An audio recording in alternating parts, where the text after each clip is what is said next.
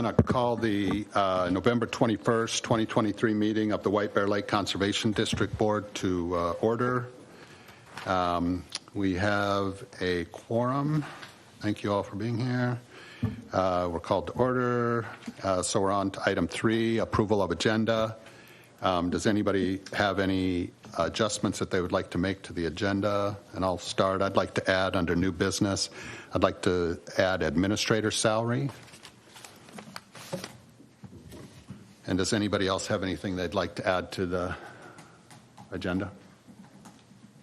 Okay. Would anybody like to make a motion to approve the agenda? So moved.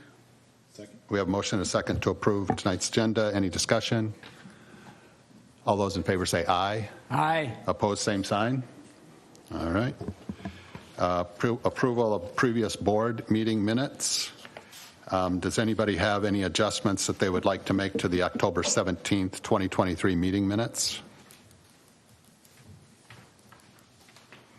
Okay, would anybody like to make a motion to approve those minutes? Move to approve. Second. We have a motion and a second to approve the October meeting minutes. Any discussion? All those in favor say aye. Aye. Opposed, same sign. Okay, that passes. Public comments. Each meeting we reserve 15 minutes for items that are not on tonight's agenda. And would anybody like to take advantage of that 15 minutes? Okay. Then we'll move on to new business. And a first item under new business, summary of Eurasian water milfoil survey and treatment. Steve McComas. And would you like to make an introduction here, Mike? Sure. I would like to welcome Steve tonight. He's been, with this warm fall, he's been really busy, so we're lucky to have him. Not that busy. But he's got lots of information to give us. So go ahead, Steve. Welcome. Thank you, Mike. Thank you, board, and thank you, Mr. President. Pleasure to be here again. I've had the opportunity to work on White Bear Lake for a number of years. What a great working space this has been.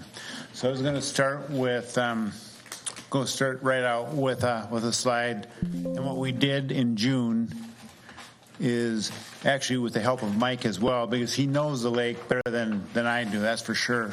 Was able to pinpoint areas where he's seen Eurasian milfoil. So what we do early in the season in June, just as milfoil is kind of starting to peak, we'll go around the lake and check out the areas where we see light, moderate, and heavy growth.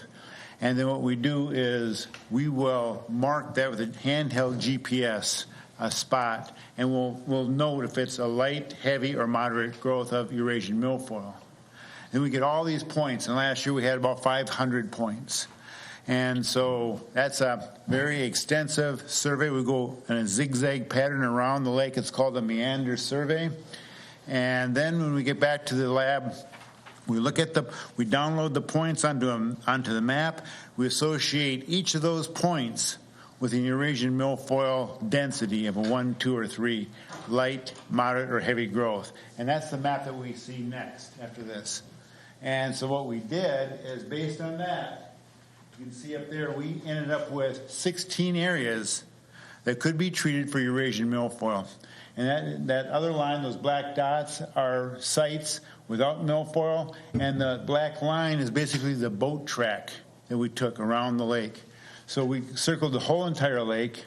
Mike is saying, I think you better check out this area over here, and sure enough, more often than not, there'd be some milfoil there.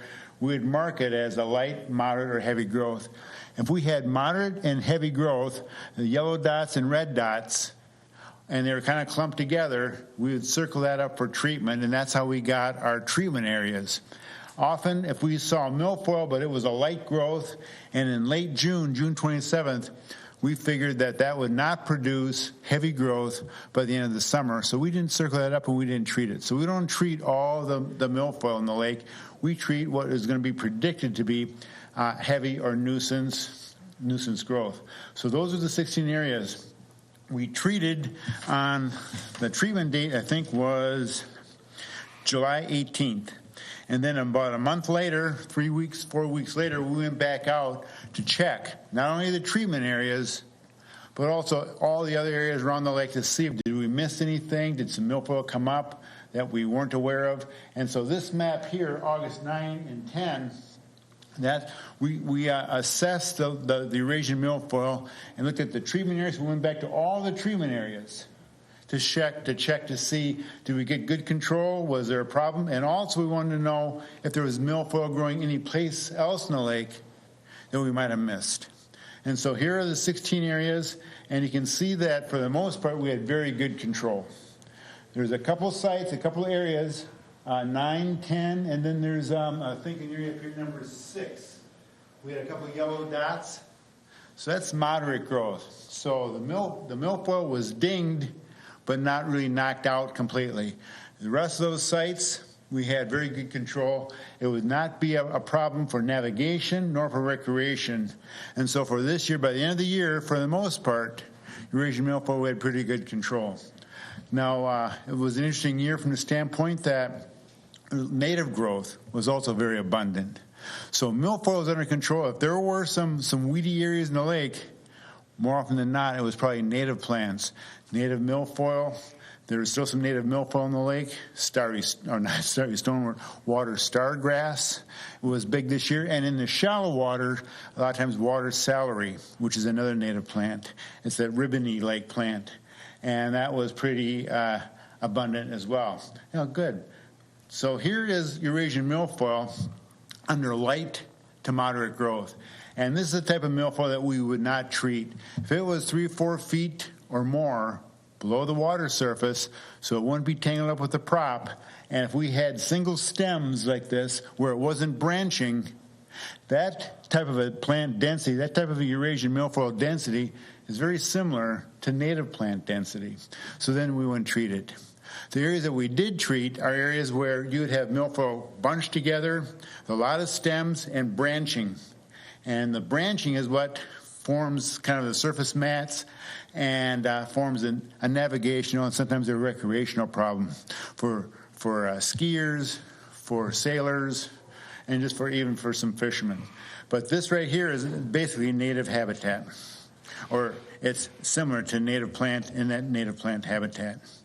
Well, over the years, if we look at the next slide, what we've done, and this was based on recommendations from the board a number of years ago. They said, well, where has milfoil been growing in other places in the lake? So we took all the treatment sites for the last 10, 12 years and put them on the map. You can see there's some patterns.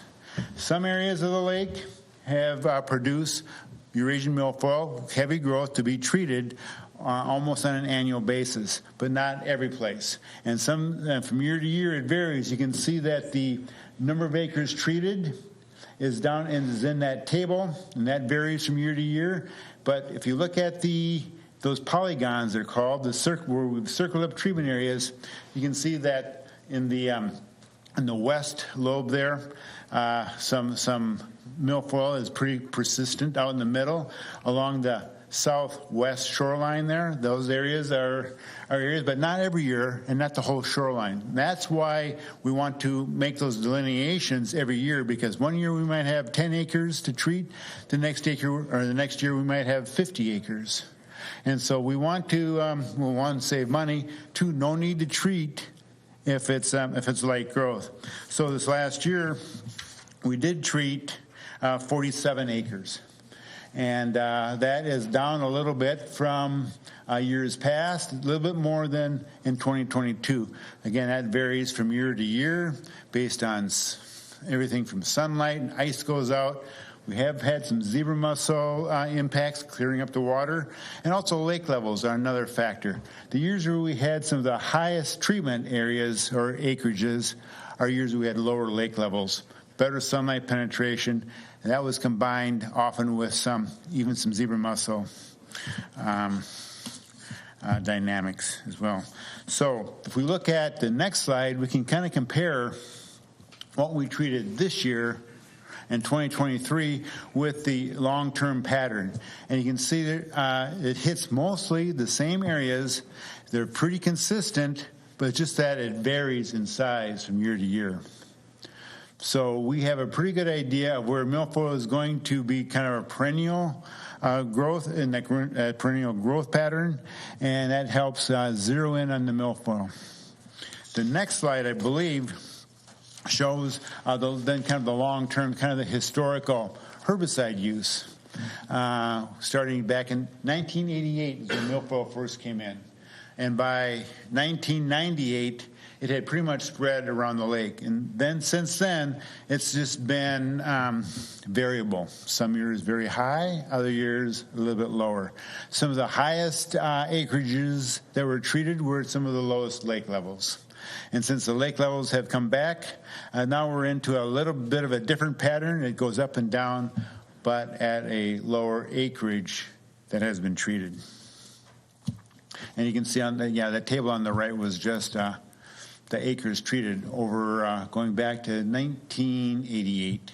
When it first came in and found a single stem in 1988, and then from there, kind of took off. Well, the next slide is we did a point intercept survey that was sponsored by the Watershed District. Each one of those dots there on that grid pattern on the lake could be sampled. We didn't sample in 50, 60 feet of water, but we sampled out to 25 to 30 feet, and we found plants growing to about 23 feet, which is really very good. Also, at each of those points, when we saw milfoil, then we'd mark it. So we got a good milfoil distribution in 2023, and you can see that it's still fairly widespread around the lake, but those are all green dots, indicating single stems, light density, not much different than the native plant community at those points. So that also indicated that our delineations and assessments are probably pretty good, and that we hit the worst of the milfoil growth for 2023 and in previous years actually too. One thing we did too, along with this point intercept survey where we were sampling each of those points, we would note if we saw any zebra mussels on any plant stems. So if zebra mussels were attached to plants during our sampling, we would mark that. And so we made a map of that. So we got basically a milfoil or a zebra mussel distribution in White Bear Lake, and here's what that looks like on the next slide. Those red dots are just presence, absence of zebra mussels. So as you can see, they're pretty well distributed around the lake. Maybe on that west lobe, not quite as abundant, but they're still present. Now, one of the things that this can do for us is that this sets a good benchmark. So in 2023, here's the zebra mussel distribution. These point intercept surveys are done about every 4 or 5 years, kind of sponsored by the Watershed District. Next time we do one, who's ever surveying can use the same grid pattern, because now it's pretty well established, and then also take a look at the zebra mussels' presence or absence. Eventually, the zebra mussels will probably going to start to decline in distribution and also in abundance. So this will help track the zebra mussel community as well around White Bear Lake. So that's how we kind of looked at zebra mussels this year. We also did look at the presence or absence of starry stonewort. That's a plant that's starting to expand a little bit in Minnesota. It's a macroalgae. It's like these bottom carpet type plants. It's not really rooted. It's an algae. It's a macroalgae. It's a bit like another plant called Cara, which is a native plant. But starry stonewort, if we look at the next slide, and Lake Coronis down there, that's the first lake in Minnesota where they found starry stonewort. But by the time they found it in Lake Coronis, it had already been found in about 150 acres. We've been kind of monitoring starry stonewort in Lake Coronis for their lake group. And in 2021, it was out to about 700 acres. And in 2023, starry stonewort was covering 800 acres in Lake Coronis. It's a pretty big lake. It's 3,000 acres, so it's about the same size as White Bear. The problem with Lake Coronis is we didn't find it till it already had been pretty well established at 150 acres, and then it just expanded from there. This mat is on the right. That's a Lake Coronis starry stonewort mat. That mat is about 2 feet thick. So if you bring your boat into your lift and you're in 3 feet of water and starry stonewort is growing up to 2.5, 2 feet to 3 feet, you don't have much open water there. And plus any prop action fragments that, and that can, each fragment is a cell, and it can start a new growth someplace else in the lake. That's one way you can get around the lake. So what we did for white bear, we know that in 24 out of the 26 lakes in Minnesota with starry stonewort, it's been found at the public access. So what we did is we went around to the 3 main public accesses, or 3 accesses in White Bear, and did rake sampling and visual observations around the public access, took 50, 60 samples to see if starry stonewort was present. And so at those 3 accesses, the Metasha, the Ramsey County, and the VFW launch site, did not find any starry stonewort. So at this point, we haven't found it. Based on what we know at this time, starry stonewort is not present in White Bear. But we keep on checking it on an annual basis because the key is to find it early before it spreads. I'm working on several other lakes in Wright County and in Stearns County where it was found early at the public access. It's been treated, and going on 6-7 years in a couple of these lakes, it's not expanded past the public access. It's about a half acre. One lake has a couple acres of starry stonewort, but it's been contained at the public access without spreading out to these other lakes. Lake Sylvia, Pleasant Lake in Wright County, Clearwater Lake in Wright County. Stearns County has a couple as well. Lake Coronis is it's up there in Stearns County. So that is the starry stonewort situation, so that's good news for White Bear. So just to kind of summarize, we have a pretty good system set up, and as long as the next slide shows, as long as we have Mike Pronto helping us as well, and I think Meredith has been out, and anybody else who's available could always come out and take a look too. But we've had a pretty good system of being able to track Eurasian milfoil and manage it.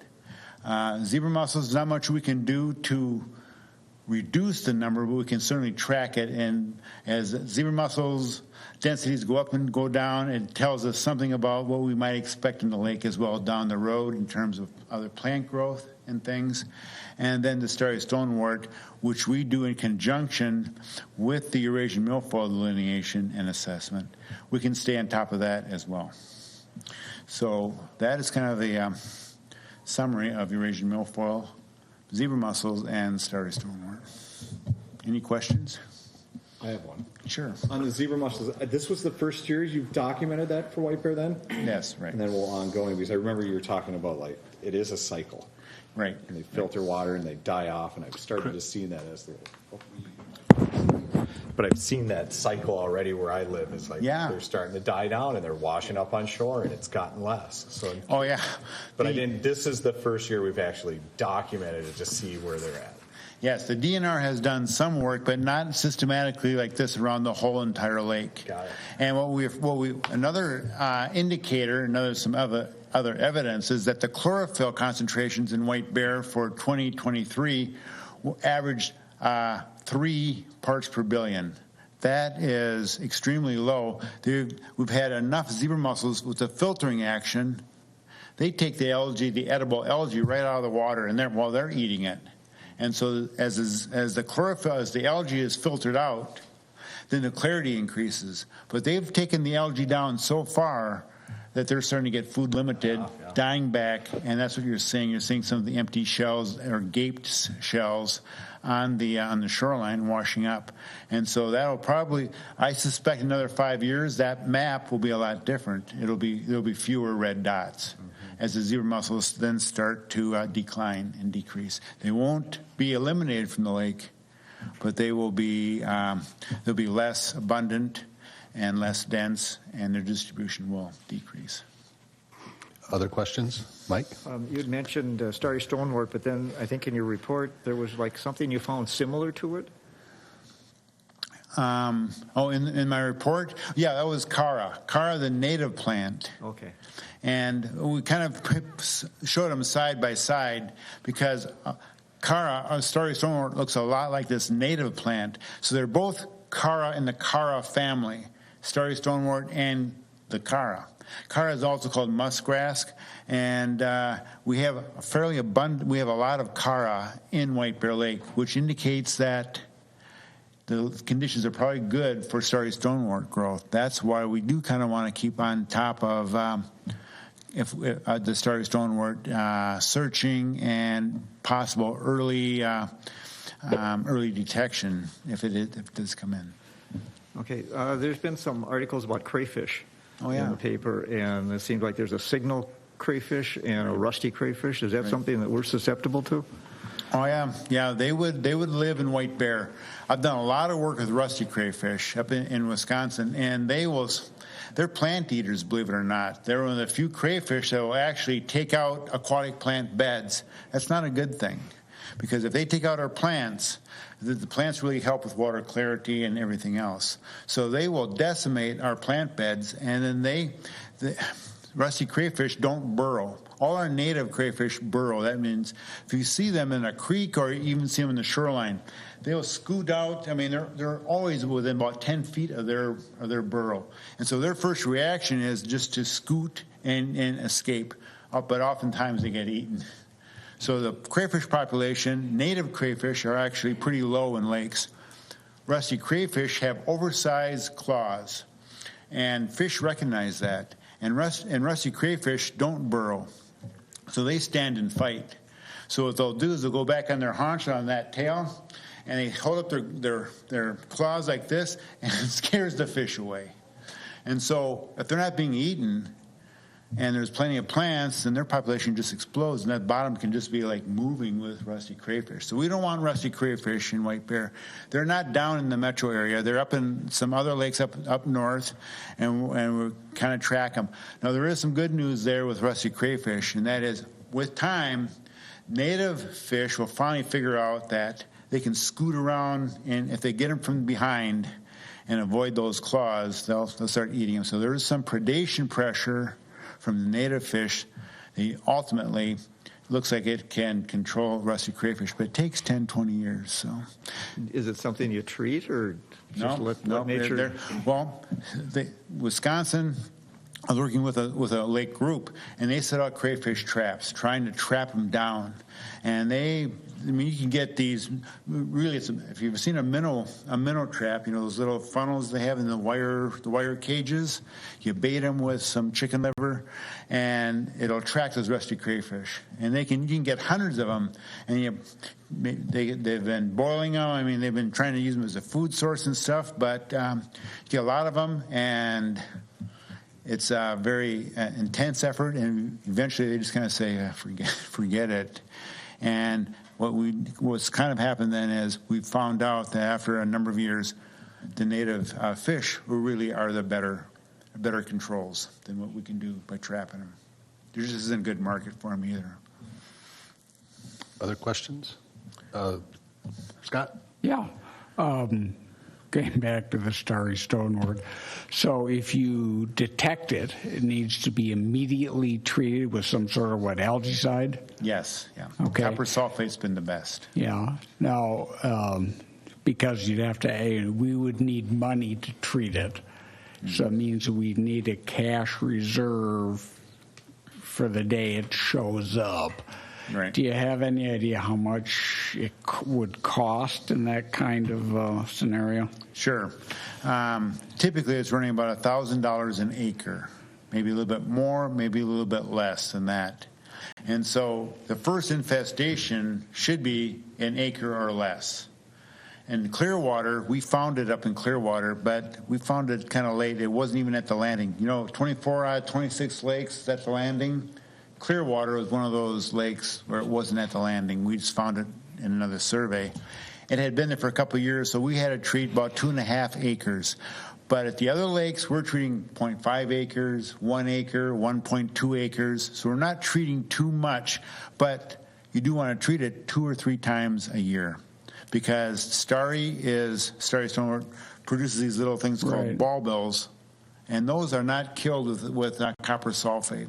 Copper sulfate will kill the cells, the the thallus, it's called, but the bulbils, which are kind of a hard part, not really a seed, but acts like a seed, those are not impacted, so they'll sprout again. So that's why you want to treat it 2 or 3 times a season. So there's that type of a cost. Yeah, so if you had 5 acres and you had to do it 3 times a year, and it's $1,000 an acre, is what, $15,000 we'd have to spend, and we'd have to have that kind of money in reserve for immediately address it when it appears. I think you would want to consider that. Okay, well that's because in Coronis, they're treating about 200 acres a year, and it's about. But when you get that quantity, its price comes down, but it's still $500-600 an acre. So even though there's that cost, it's not nearly the cost that it would be if it got out of the containment area and spread around the lake. Yeah, does Coronis, in Coronis, they use mechanical means to Nope, scoop they it up? tried some mechanical harvesting, but that just kind of fragmented it, and they found that copper sulfate is the best. Now what we can do for any infestation of starry stonewort, because it grows right on the bottom, it's kind of a clever little thing. We can get an applicator to put the copper sulfate solution and chill it in the boat.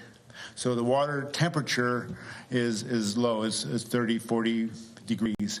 And then they have these drop hoses which deliver the copper sulfate solution right down to the bottom. Because the solution is colder than the lake water, it's denser, so it sinks. And so you get good contact right on top of the starry stonewort. And that's been pretty effective. Is there any issue over time with copper or sulfur accumulation in the lake bed? Good question. We're not too concerned about the sulfate with the copper sulfate, but the copper will build up. However, you would need to have a treatment for decades for the copper to build up to the point where it could be a factor. Copper is inactivated relatively quickly in lakes because it precipitates with carbonate, forms copper carbonate, precipitates, and acts like basically a rock. So it's very inert. And the only way it could become free again, free copper is what is toxic. To get free copper, you need a really extreme high pH or extreme low pH, and we just don't get that. So it's pretty much inert. Okay, thank you. Meredith, did you have a question? Yeah. How often were they checking Lake Coronis? How did it get to 125 acres before it was found? Well, it had not been found any place in the state. So some of the previous plant surveys, they probably didn't identify it as starry. And then on Coronis, because it was not really part of a lake or water, it didn't have routine plant samples, it just wasn't really ever sampled that much. The DNR actually found it in the course of a plant survey they were doing. And then when they looked around further, they said, oh man, it's pretty widespread. So it probably had been in there 8 to 10 years before they found it initially. And then have you seen any good public education, any of these lakes that have starry or any lakes that are trying to prevent starry from coming in? Have you seen anything that you think is particularly effective or interesting? We're doing an okay job right now with public information education in terms of, clean your boat and make sure that your trailer is also, weed-free. And then our inspectors hopefully will give, some of that information out as well. That's probably our best tool right now for prevention. And then what I would suggest is that for the inspectors on White Bear Lake, any lake that a boat's coming from where it's been on, with a starry stonewort lake in the past, in the last week or two, they should check that boat very carefully. Starry stonewort does not live very long out of water. It's not like Eurasian milfoil or zebra mussels. They can live, 5-10 days out of the water. Starry stonewort probably doesn't live more than maybe a day or so out of the water. It dries up and then it'll die. So it doesn't come back to life. So that's one of the advantages that we have for maybe controlling the spread. I have a question on the crayfish. How are they transmitted lake to lake? Probably as bait. And so fishermen reckon, crayfish, native crayfish are an okay bait. Well, rusty crayfish for a lot of folks If you don't recognize them as a rusty crayfish, you can use that as a bait. Get it out of one lake, especially if it's plentiful, take it to the next lake and for bait. And then when you're done, typically you dump it. So they're not able to crawl, and they're, from lake to lake, they're not able to they don't really attach onto plants. So it's probably by bait transfer more than anything else. Sherry? Yes, in a recent White Bear Press article, you had mentioned that in Lake Minnetonka they found a hybrid water or milfoil that between our native and Eurasian. And so my question is, how does that impact the lake, and would that be treated any differently than Eurasian, or how would you treat that? Good question. Yes, northern milfoil and Eurasian milfoil do hybridize. And so there's a number of lakes that have hybrid milfoil, which is a cross between native, northern, and Eurasian. And the hybrid is treated as an invasive species, just as it would be Eurasian milfoil. And so we've done some testing in white bear. There are some hybrids in white bear, but they act a lot like Eurasian milfoil to a degree. And they're finding, this is rare, but they're finding some of these genotypes and some of these crosses, because you can back cross. You can get a hybrid that'll back cross with another hybrid, then you get a whole different type of a genotype. Some of these genotypes they're finding are hardy and not as susceptible to herbicides as some of the pure Eurasian. So it's something that I'm tracking that as well. So far, we're okay in White Bear Lake, and our hybrids are not resistant to the herbicides that we're using at this point. But it's always something to kind of keep. We'll keep tracking that. So that's a good question. There's been a lot of hybrids found in Lake Minnetonka, or at least 7 or 8 species. Any others? Okay, I have just a couple. So is there anything that you think that the Conservation District should be doing to monitor things that we're not currently monitoring but would be helpful for us to monitor? And then I'll just build on that for a moment. We have one area of the lake which has septic systems, and then we have another, like Commercial Bay, is very active with, boats and fuel, oil, that kind of thing. And do you think there's any testing that we should be doing or monitoring that we should be doing in regards to any of that? Well, it turns out that early in my career in Chicago, I've evaluated thousands of septic tanks for their impacts on lake water quality and also just on public health. Unless you have a surface failure with your septic tank, which means you have septage flowing overland into the lake, anything you can get into the ground, you get 90% removal of nutrients and 100% removal of the E. coli.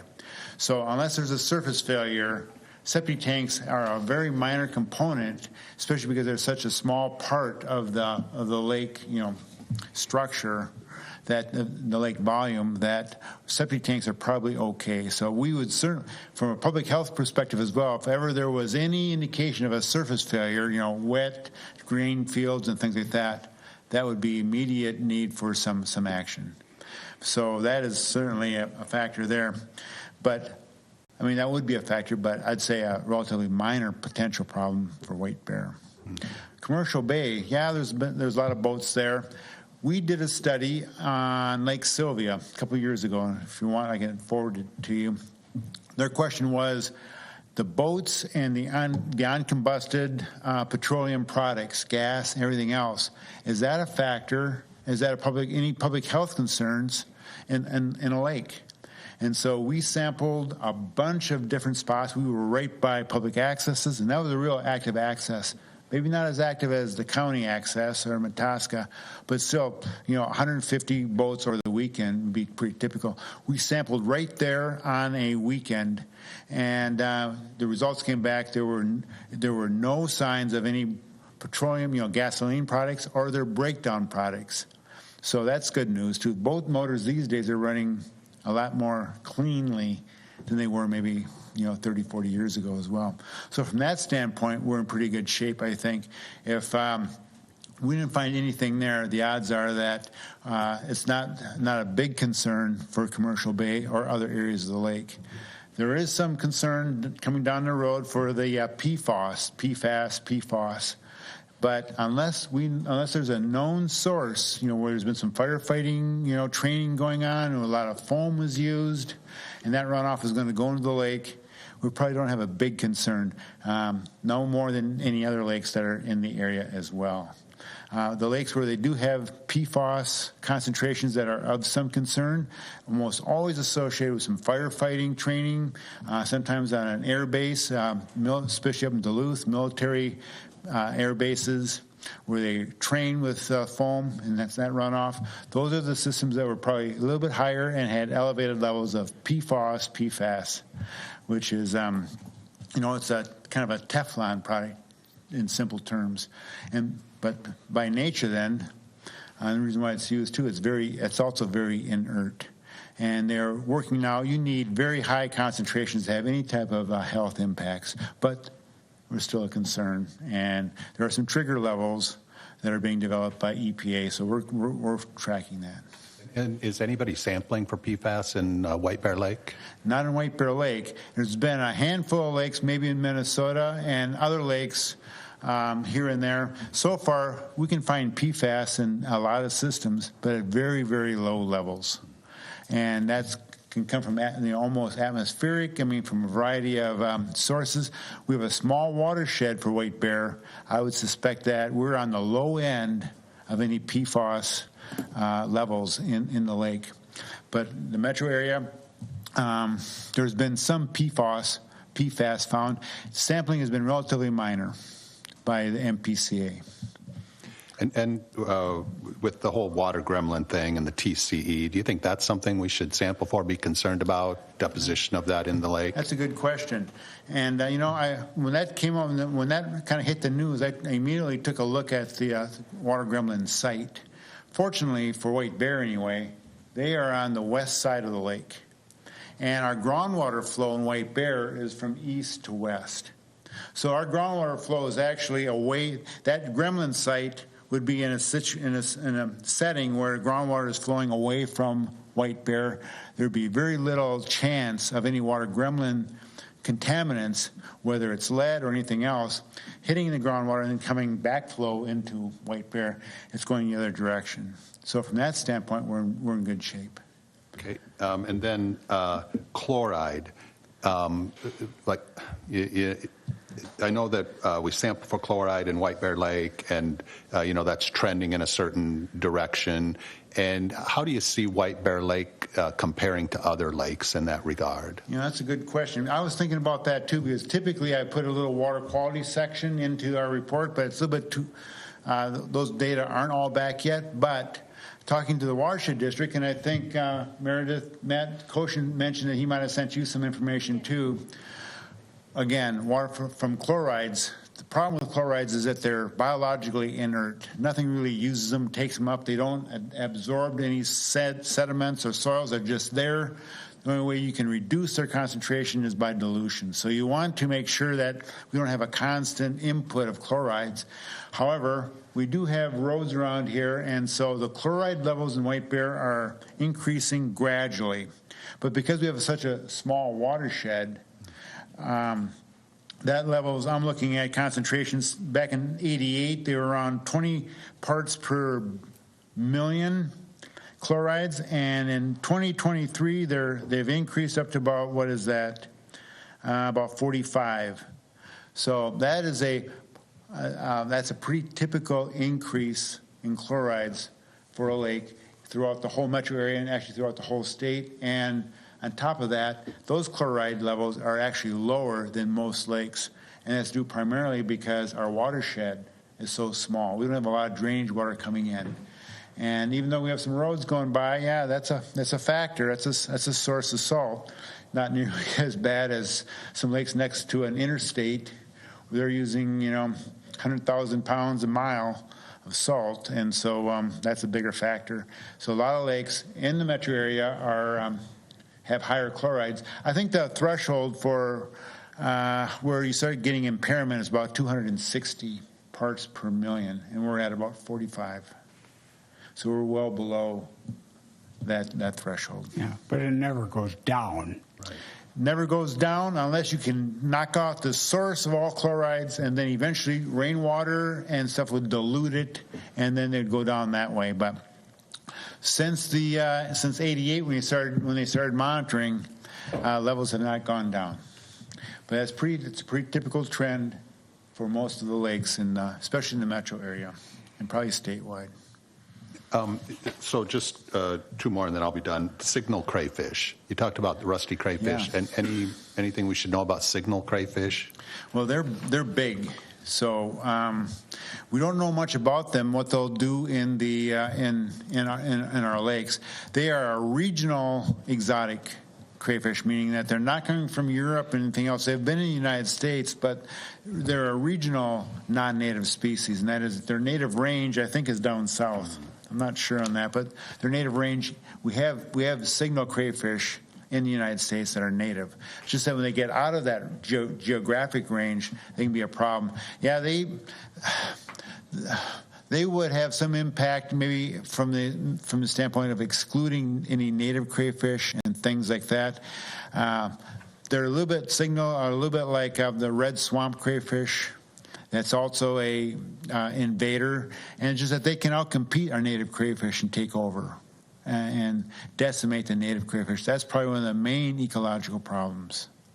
So we want to keep them at bay as well. Okay. And then last question.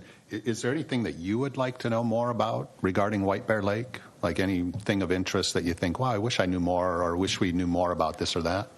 Well, a couple of things that come to mind. One is a trend analysis. White Bear, we have an increasing trend on chlorides. How are other factors, how are other parameters working in White Bear? What's the trend for fish, for walleyes, muskies? What's the trend, long-term trend on Eurasian milfoil or native plant species? Are they increasing, decreasing over time? Where are we sitting there? Well, I think we have a lot of that information. Lake use, boat traffic, things like that. Is that increasing, decreasing? So things like that, a trend analysis would be kind of interesting as well. And maybe one thing else that I'm seeing more and more happening at national conferences and everything else, there's a lot of buzz on toxic algae. Does White Bear have any toxic algae? And actually we don't. If we do,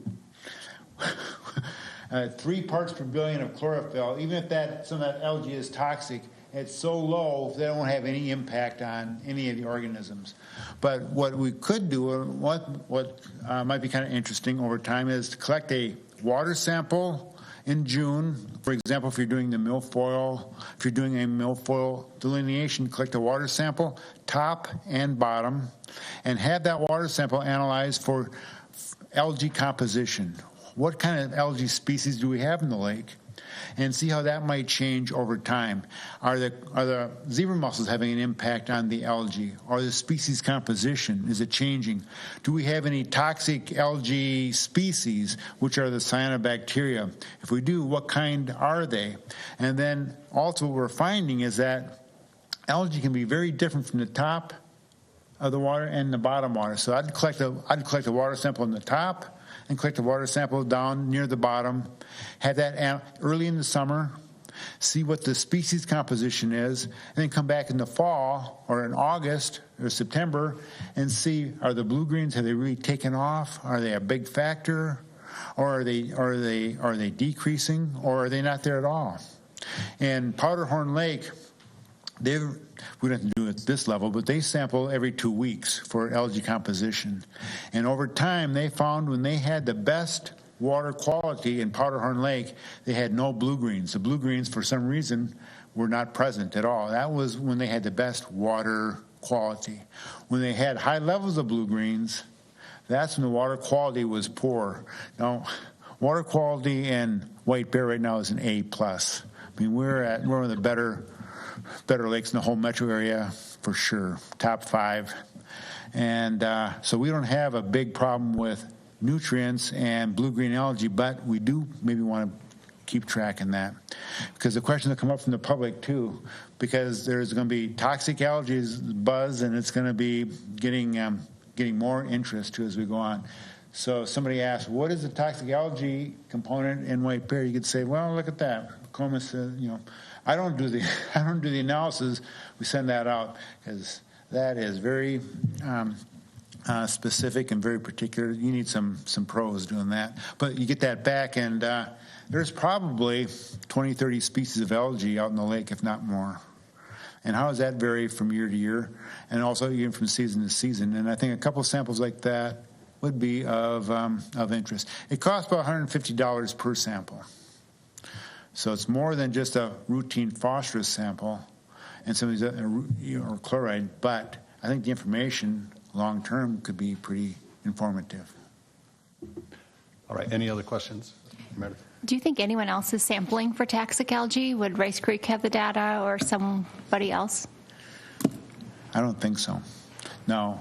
Minneapolis Parks, they do sample for toxic algae because they have a number of swimming beaches.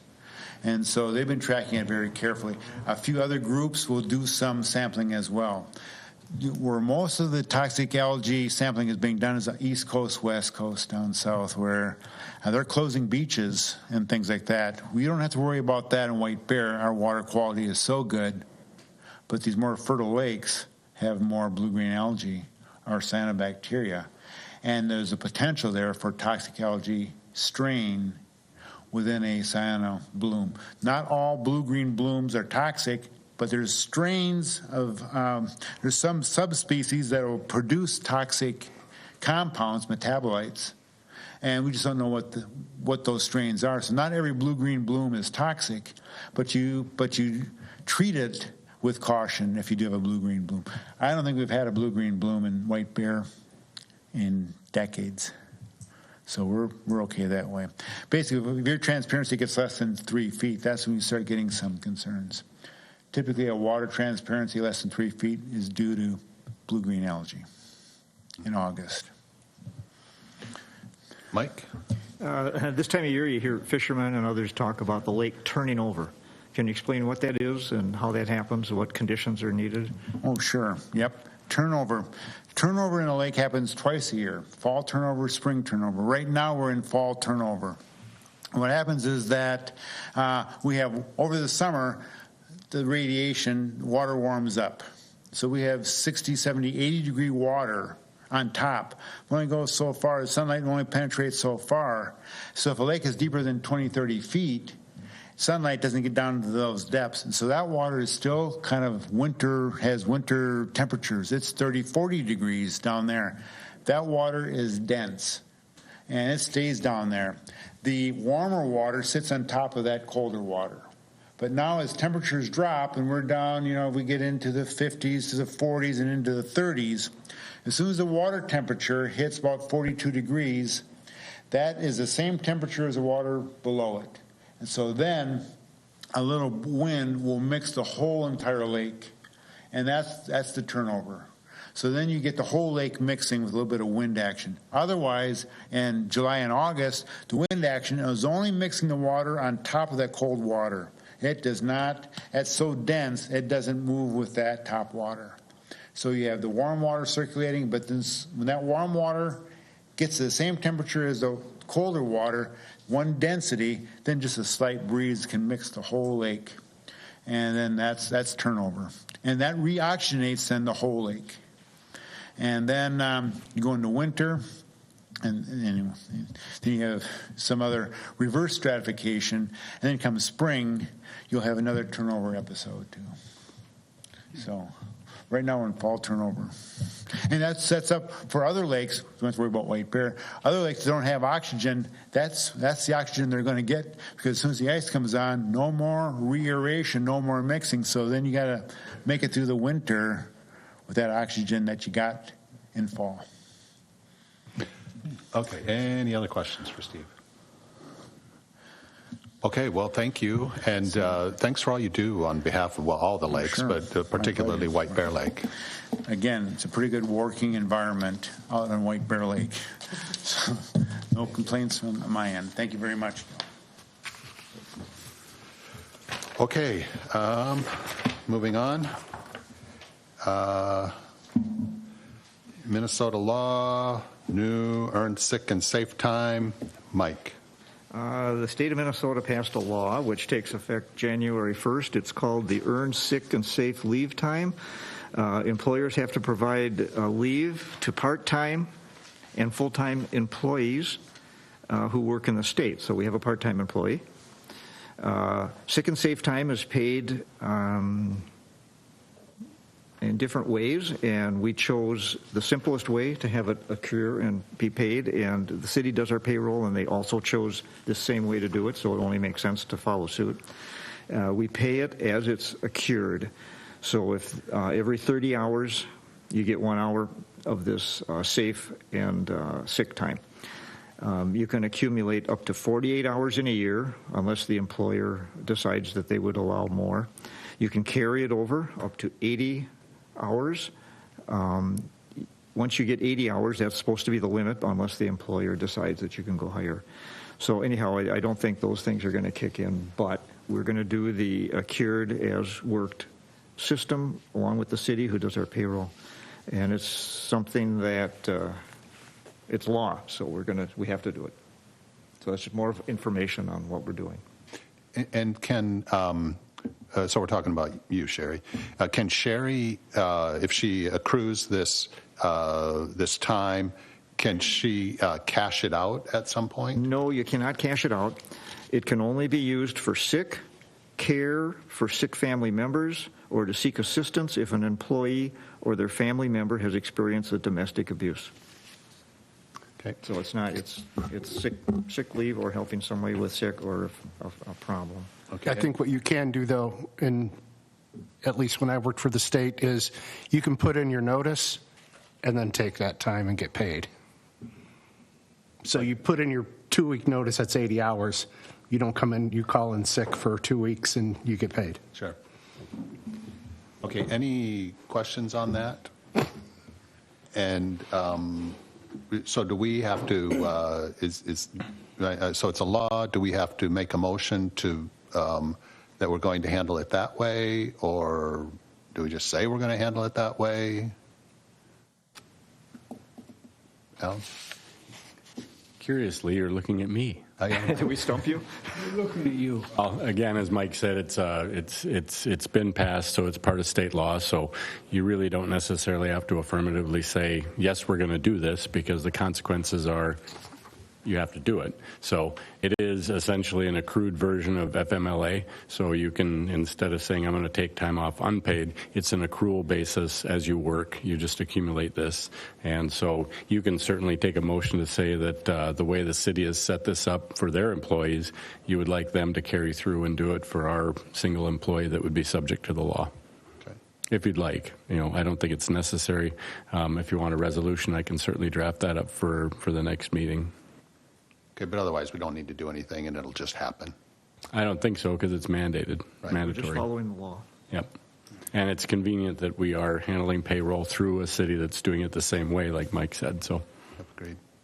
Okay, any questions on that? Okay, moving on.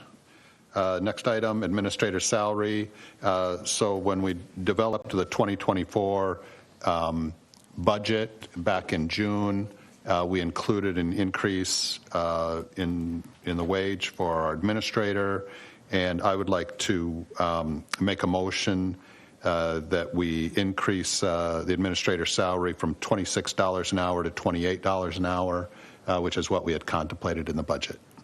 Second. Okay, we have a motion and a second. Any discussion?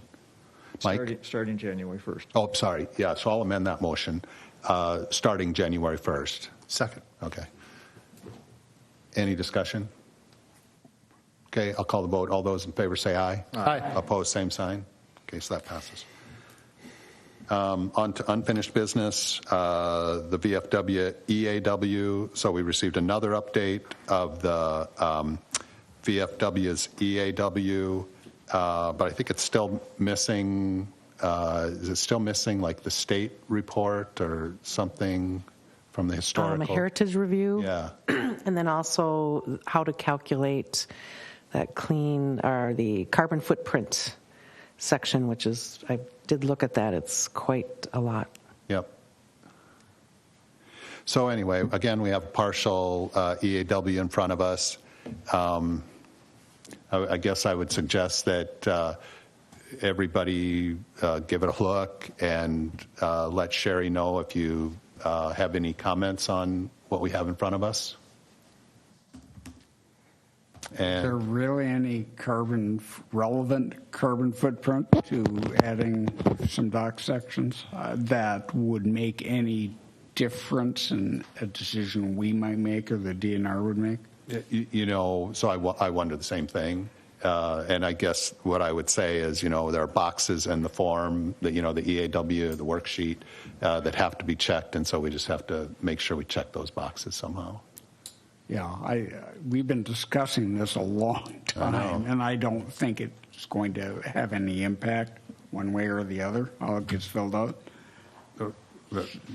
Right. It's just a matter of getting a complete EAW together at this point.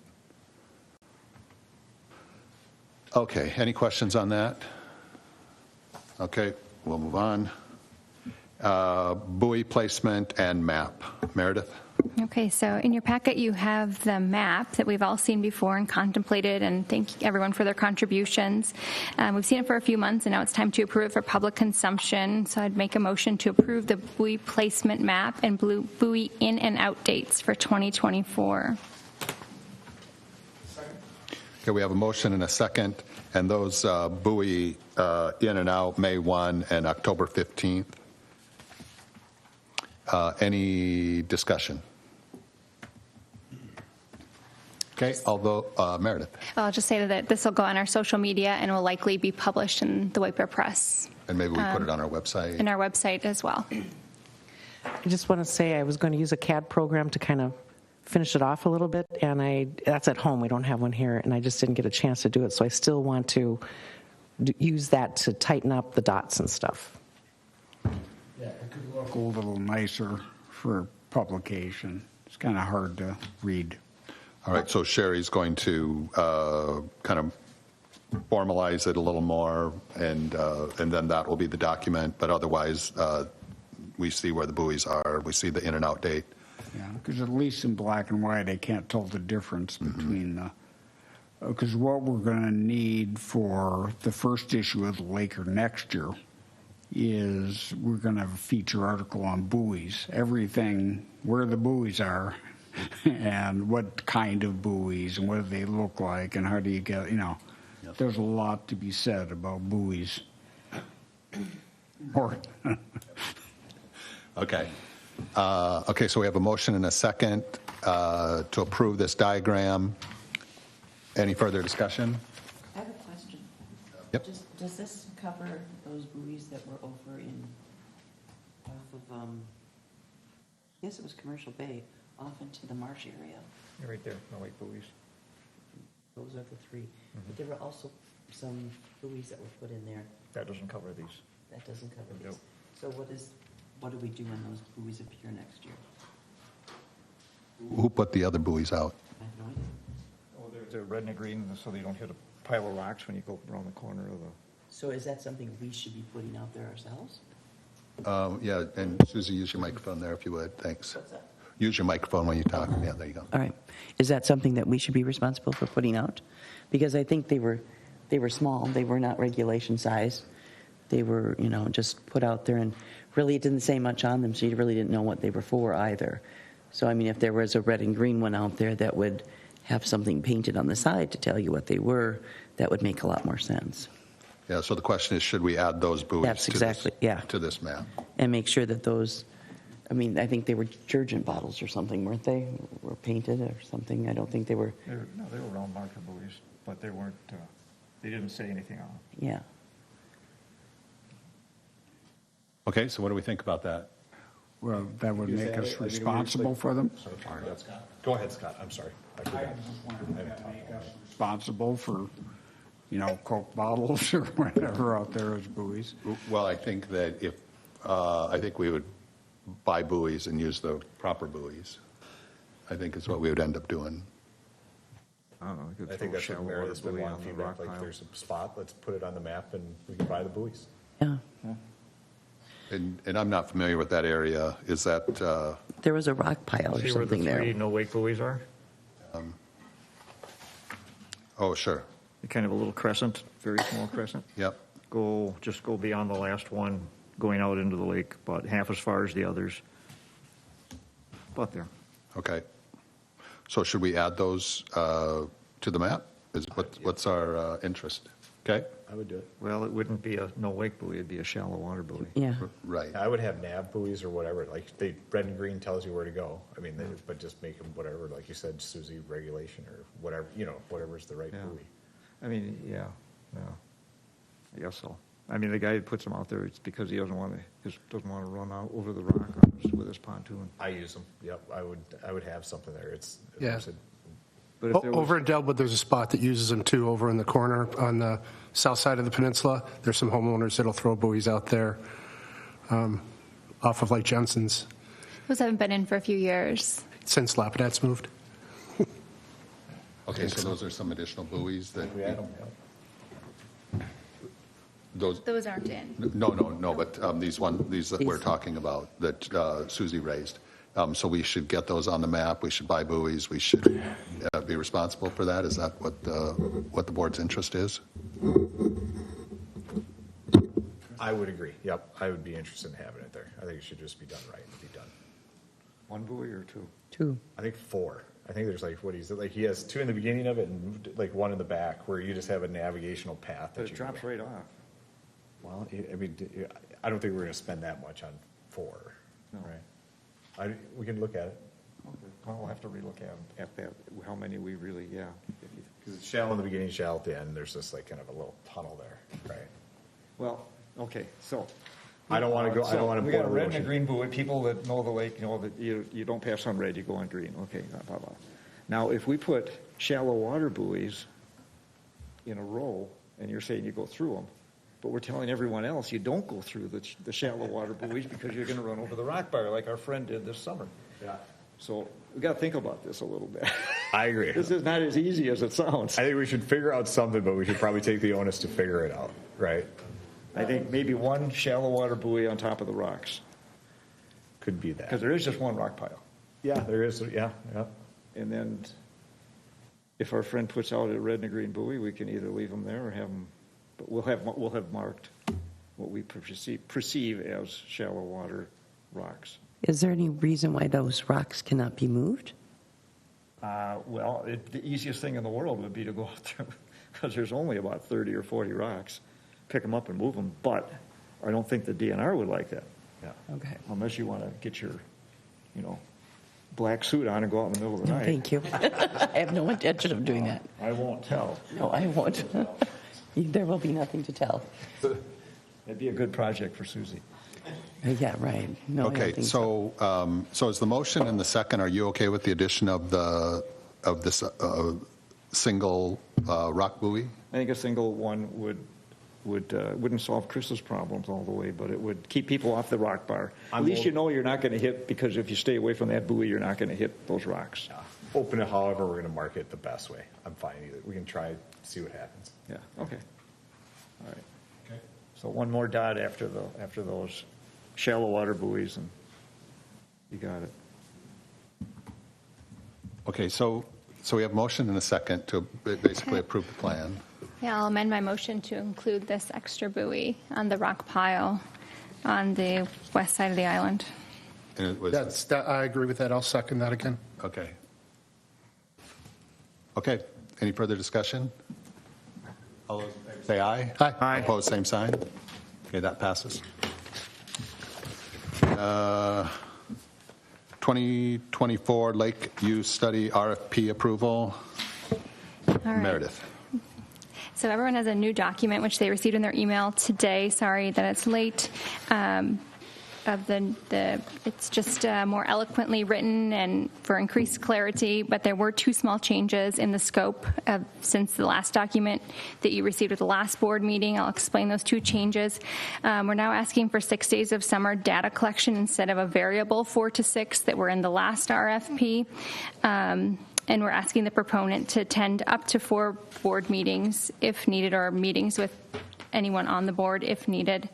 And there's one other change that I wanted to make to this. On the second page, the due date, I've talked to Sherry, and we could go as late as January 2nd, 2024, so that is going to be the due date. Does anyone have any question? Well, let's see. I'll make a motion to approve this RFP for public consumption. I'll second it. Okay, motion and a second. And Meredith, just so that I wrote it down right, January 2nd, 2024 is the new due date? Correct. Okay. That is the latest that Sherry could get it and be available. The bids be available. The proposals be available for us at the January meeting. Okay. Okay, we have a motion and a second. And any discussion? Any of those things that Steve McComas mentioned to test for tempt you to add in? Or even though it's a lake use study, there is a mention of water quality. Yeah. I wonder.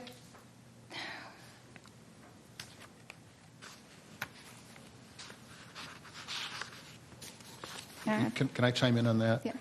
I think that the board ought to take what Steve said and really kind of digest that and come up with what I think of as more of a water quality kind of a sampling program, and then maybe work with Rice Creek or maybe with the DNR or some others to see how we can accomplish that sampling, as opposed to having the water quality be incorporated into the into the lake use. Yeah, That I would be think my lake preference. use is separate.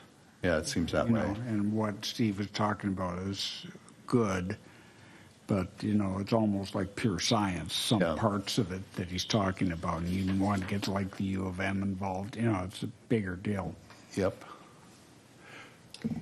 I'll say I agree with that, because this is going to be a one-time use, or once every 5 or once every 10-year thing that we do a lake use, and we will want to sample that stuff a little more frequently. Yeah. Okay, any further discussion?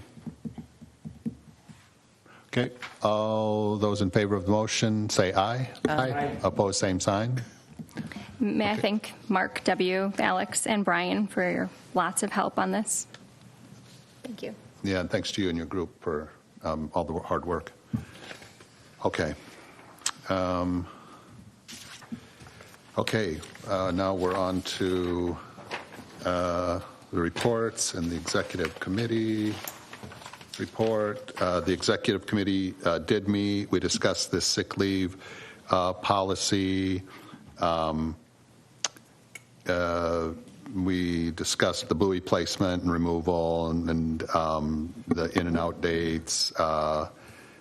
And we discussed this proposal, this RFP, and some, things to do with the aeration devices that are put out on the lake. And then, the St. Germain Bay sign, we discussed that a little bit. Nothing real consequential, I guess I would say. Any questions about any of that? What is the status of the St. Germain Bay sign? Well, we're still looking for a place to put it, but we keep kind of finding, the way it seems to me, I'm not actively involved in it, but it seems like we keep running into doors that are closed, but then some, little window opens, and so we investigate that, and Meredith is actually, and Mike, are working to find somebody that would be willing to have the sign located on their property. The sign has not been made then, has it? True, has not. Okay. Okay. Moving on to the Lake Quality Committee. Mike? Lake level today is 922.15. Last year in November, it was 922.48, so it's down 3 3/4 inches, not very much, kind of holding its own this fall as it did last fall. Lake temperature today was 42 degrees. Last year, on November 15th, actually, our meeting was, it was 33 degrees. And the lake froze December 6th completely. So the lake might freeze a little bit later this year, kind of slowing down. Depends on the weather we get. That's it for that. I also applied with the DNR, a grant for treatment of Eurasian water milfoil for 2024. So that grant application is in, and we'll just wait for the results. Okay, any questions for Mike? Okay, thank you, Mike. Lake Utilization Committee, Mark? So yes, I'll just go down the agenda. The first one was Special Olympics Minnesota Polar Plunge fundraiser. The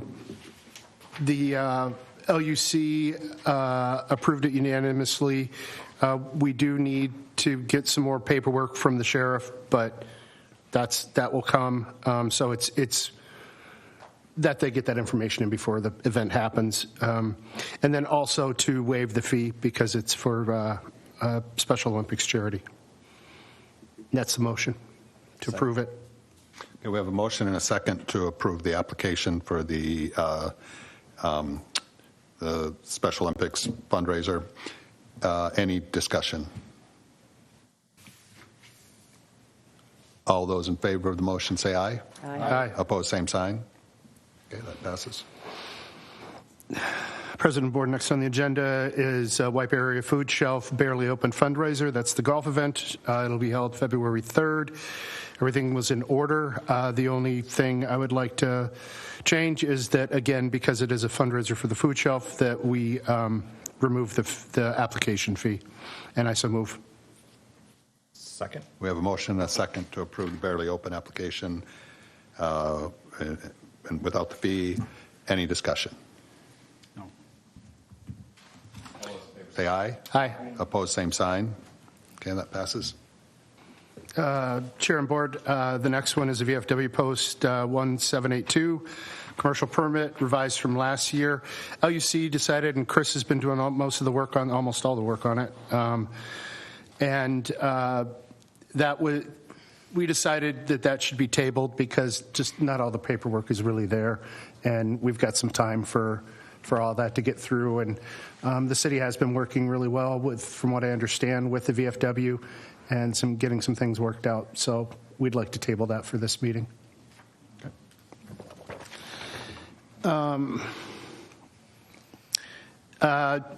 Next four are the City of White Bear Lake. The first one, Municipal Marina Commercial Permit Renewal, revised from last year. They asked for an extra boat for the Bear Boat, but since they've made an arrangement with the VFW to keep that boat in the VFW ADUA, that we don't see the need to put 161 boats. We'll just keep it at the regular 160 because that's what's in their ADUA. And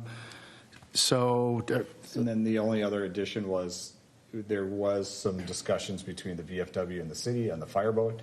That's not going to happen in the ADUA right now, so that's how we came to 161. And then with the bear boating since we've never counted that, that's how we're getting to the 160. And it's really the same. The city was just calling out the bear boating boat just to make sure it was called out as a boat that was attached to the dock there. So that's the motion for 160 boats and to stay within their 300 feet ADUA. Second. Changed on their application then? Just a minute. Okay, so we have a motion and a second. Any discussion? Susie? Does that get changed on their application? Yes, it will be Currently it's changed on their 162. ADUA. Okay. And I noticed the motion was for boats, and do we want that to be slips? Yeah, we should probably The new verbiage slips. use slips. Yep. Sorry, I'll get there. Okay, motion and a second. Okay, we've already said that. Any further discussion? Okay, all those in favor of the motion say aye. Aye. Opposed, same sign. Okay, that passes. Mataska Park commercial permit renewal, same as last year, no complaints. LUC approved it, and I so move. Second. Okay, motion and a second. Any discussion? Okay, all those in favor of the motion say aye. Aye. Opposed, same sign. That passes. Next would be Veterans Park Memorial Fishing Pier, same as last year. And with what's happening with these piers are that after next year they won't have to re-permit them every year. But I would like to waive the fee because it is for public use. Let's say that again. You said after next year. After this year, this would be the last year that requires permits for Lions Park and Veterans Park, or application. They'll just be, So we're just trying to get a permit in so we can document it and say, here it is. Here it is. We have it, it's on record and all approved, because they're never going to change. So if they ever do decide to change, then that would. they would have to They'd have re-permit to them. renew their permit. Okay. And did you make a motion and you're the second, Chris? Yep. Okay. Yeah. Any discussion? One question I have is the line on the ADUA line between the city, the fishing pier, and the VFW. That doesn't seem to be in agreement with what Rudd determined to be that ADUA line. Yeah, that affects the VFW more than it does that pier. Yeah, It so- really has nothing to do with the pier, so- but we do have to work that out with the VFW when they permit. But so we don't care if they brush up their figure for us.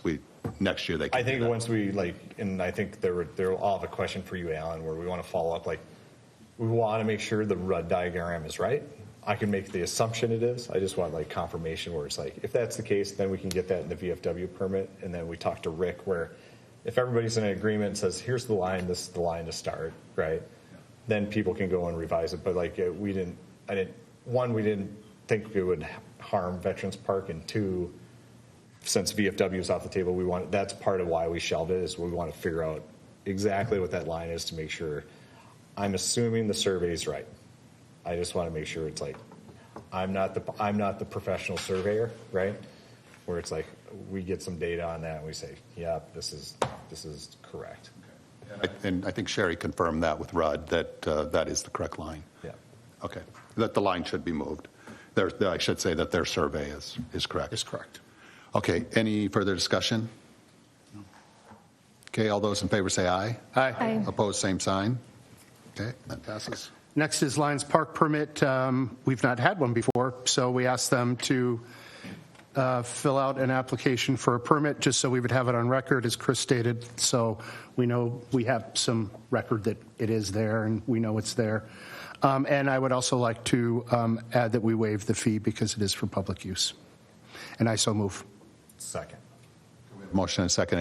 Any discussion? All those in favor say aye. Aye. Opposed, same sign. Okay. That passes. Next is Tally's Dockside commercial permit renewal, revised from last year. LUC approved the 64 boats. They asked for 67. Yep. And so what we would like to do in this case is approve the 64 and then have them come back with a variance and reasoning why they want the 3 other boats. So basically, Tally's would stay within the 300 feet and stay within their ADUA and have the 64 boats. Slips. Yeah, slips. Slips. Okay, so is that a motion? And I so move. Second. Motion and second. Any questions?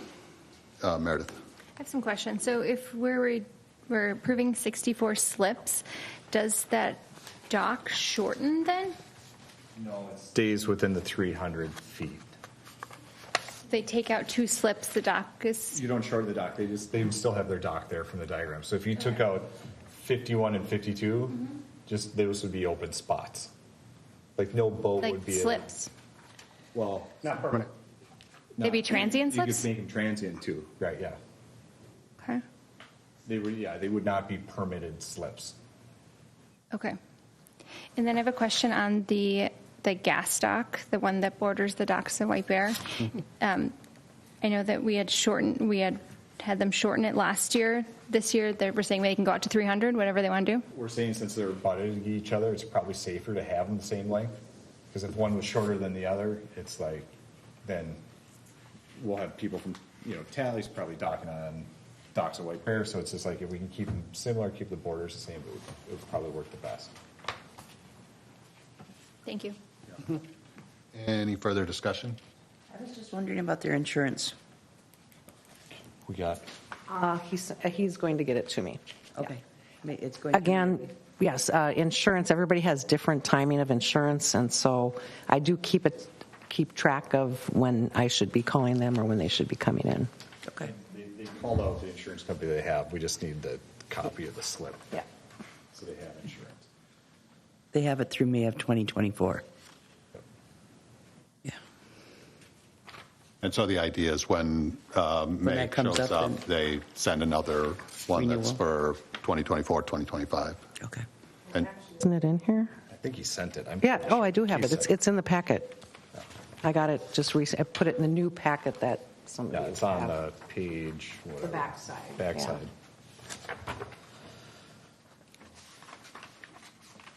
yeah, that's to May.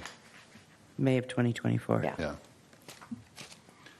Okay, any, Oh, just one question. So just going into their application, they have to change their application? Are they going to send me a new application? Am I changing the numbers on this? Usually they just We gotta give you a agree. certificate and show that they've updated their, Okay. before the 24th of May. Because a lot of the docs are like that. Sure. Ours is March. I just have to change these so that I know from year to year what we do. So I just want to be clear that the total number is 58 And 6. slips and 6 ramp skids. Right. And Okay, so what they that's all I- pay, we'll have to figure out how we Yeah. settle that or, Yep.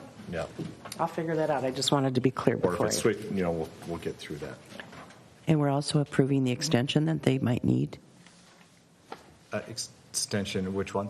Well, in their letter, they have an extension of 30 feet in the event that the, No, what he's calling out is like Keith is being proactive in the sense of if the things dip, that's their idea.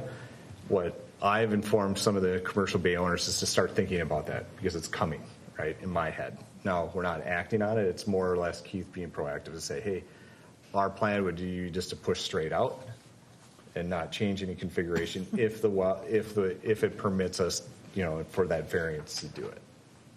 So if I recall, so the pullback by, I think there's a date, but it's spring, is if it's below 922, and right now it's 922.15, it's going to be there. then we can put it into action. So try to have a plan ready to do that if it goes below 1.5 inches from what it currently is. Okay, so Tallies does not have to come back and reapply. We'd have everybody come back for a variance. I think Keith's just explaining what he would do because like some would reconfigure everything where he's just saying, all I'm She'll just intending go on out. doing is to push straight out. Okay. Okay. But they will need to come back. We're going to make people come back With for a variance. variance for the low water, correct? Carrie? Is the motion not only for 64 slips, but also for the change in dock configuration? Because, The diagram given, Yeah. okay. the diagram in the application.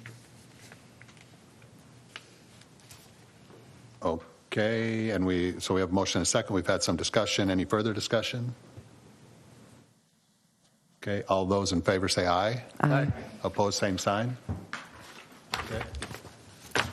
That passes. All right, the last one for LUC is number 6, Docks of White Bear Lake, commercial permit renewal, revised from last year. Again, as you can see in the application, all their docks have come in to 300 feet from ordinary high water and are in their ADUA. And they've asked for 250 boats, and the LUC approved it, and I so move. Slips or boats? Mark? Slips. I'll get it. Second. Okay. Okay, so we have motion and a second. Any discussion? I'll start. I noticed that some of the docks appear to be outside of or right at the ADUA line. And so the idea is that the applicant is committing to stay within the 300-foot ADUA. Yeah. And so cleaning up the figure to show that wouldn't have a lot of value at this point. Right, and we had a discussion, Goldrick and myself, where we made it clear those boats at the end, that is part of your length, so those things have to stay within the ADUA. So we're making the boundaries there where if there's a boat at the end where it is in this diagram, that will have to be within the 300 feet of your. Okay, so we'll just have to make sure that when we send a surveyor out next spring, once the docks are in, that they pay attention to that. All right. Okay, any other discussion? Question. I thought we had said in September that we were going to limit it to 240, Yep. not 250. Yeah, historically, the board has approved 240. Historically, the Ducks of White Bear have not complied with that, I think, based on the boat counts, or slip counts anyway. And this year we did we did also approve 10 as kind of a hardship because they had already sold them, and instead of making people move their boats, so that took it up to 250. But yes, the application is for 250 slips, and that's the motion, is to approve that 250 slips. But I thought we had said we were not going to allow that. That's right. That's right. And And we're going to just, I think that Allow each it? one of us We're gonna vote. Yeah, each one of us will vote on that. and there's no, at one point in time, we were talking about the fact that they were over so many this last year, that would be taken from the number of boats this year in 224. Yep, that is something that I think's in our ordinances now, in some way. And Yep. that's to help with this. So if once we have a number that we all agree on, because the DNR permit says 260, we're at 240, we're saying let's meet in the middle, 250. That's something that's now we say is on the permit, it's enforceable. That's the permit we have. Because we've even gone to Bob Fletcher, and Bob Fletcher's like, we've said, here, we need your help with this and that. And he's like, the DNR permit says this, and it's not enforceable. So what we're really trying to do is make progress to have a permit that we all agree on, where the McGoldricks ourselves, from the LUC and the board, we're like, this looks correct, and the boundaries are defined, and it's kind of self-governing, where it's like, I think that's about as much as they can fit in there. And I think that, my opinion, is that it's likely the DNR will also be fine with the 250 slips. You Well, know, they're fine with 260. right, but they maybe will only be fine with 250 this time around. Okay. Alan? I'm not going to sound off on anything other than to just simply say that the DNR is waiting for the decision here because they're as excited about moving forward without having to worry about the number which way or the other two. So this is the year that permit is up for review. I see. Okay, any further discussion? Okay, all those in favor of the motion say aye. Aye. Opposed, same sign. Aye. Okay, noted. All right, that passes. Okay, thank you. Thank you. Moving on, Lake Education Committee, Scott? We are preparing more information for the Laker publication. There's input due at the end of this month, and we've been getting a few slices of Sherry's time, all this other stuff that she's doing, so there's much appreciated. We understand that there will be a Laker next year, and we're going to start out with buoys as information for that. We don't have any further plans at this time. We got some very good information from the watershed district about chloride, and that'll be part of what we're doing right now because there's a lot that people can do about being careful with salt. Because once it gets into the lake, unless it gets diluted somehow, it stays there. So that'll be the basis of our current input for that. And that's all I have. Meredith, you have any social media update? Sure. this next 2 months on our social media, I'm going to get the lake temperature and level up.